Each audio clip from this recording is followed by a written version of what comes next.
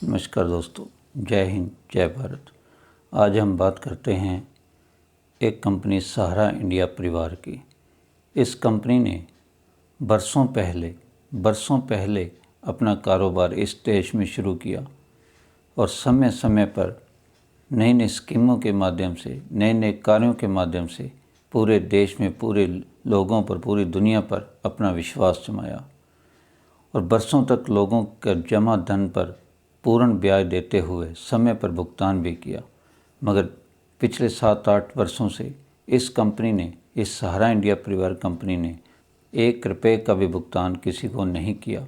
और आज भी ये स्थिति बनी हुई है कि कोई भी जाए, उनके मैच्योरिटी का समय पूरा हुए, काफ़ी वक्त निकलने के बावजूद भी कोई भी जाए कार्यालय में ये 1 रुपये का भी भुगतान नहीं कर रहे हैं।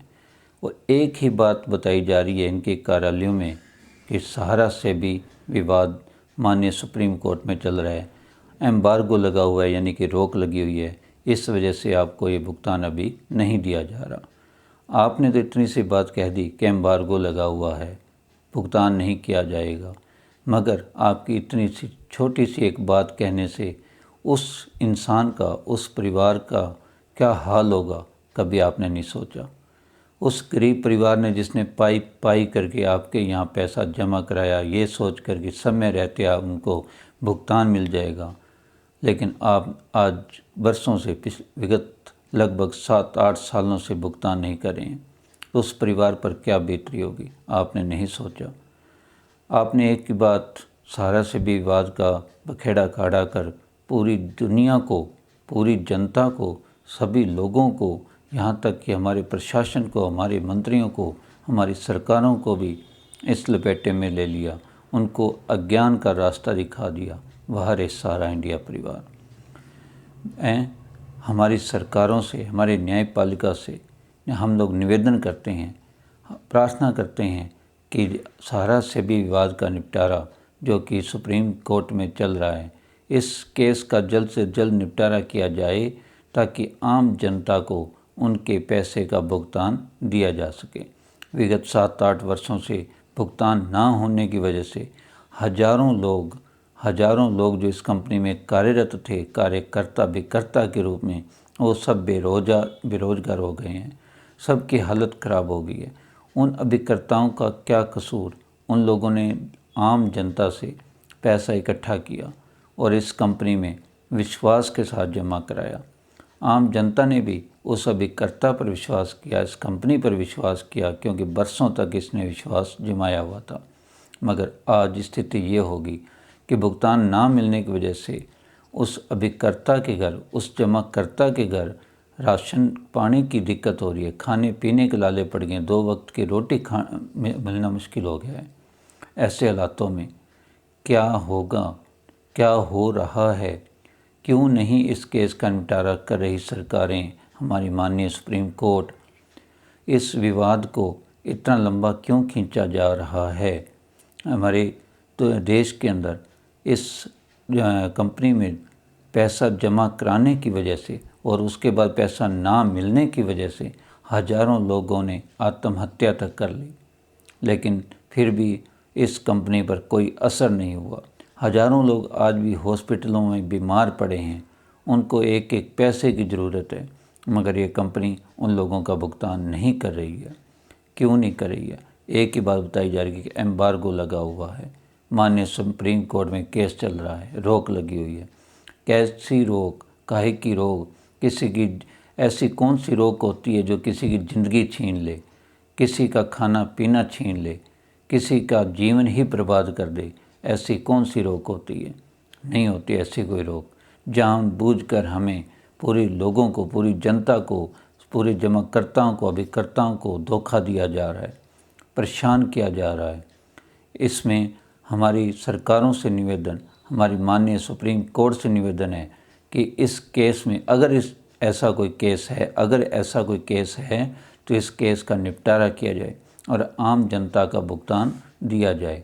आम जनता का भुगतान ना होने की वजह से हजारों हमारी बच्चियों की शादियां रुक गई, टूट गई, हजारों बच्चे पढ़ाई से वंचित हो गए। हम चाहते हैं कि हर बच्चा शिक्षा से जुड़े, मगर इस पैसे की वजह से, इस कंपनी की वजह से हज़ारों बच्चे शिक्षा से दूर हो रहे हैं, वंचित हो रहे हैं और इस वजह से उनका नैतिक पतन हो रहा है, सिर्फ इस कंपनी की वजह से। अगर ये केस चल रहा है माननीय सुप्रीम कोर्ट में, तो आम जनता की भलाई के लिए किसी भी केस को लंबा नहीं खींचना चाहिए। जल्द से जल्द इसका निपटारा कर आम जनता को राहत प्रदान करनी चाहिए।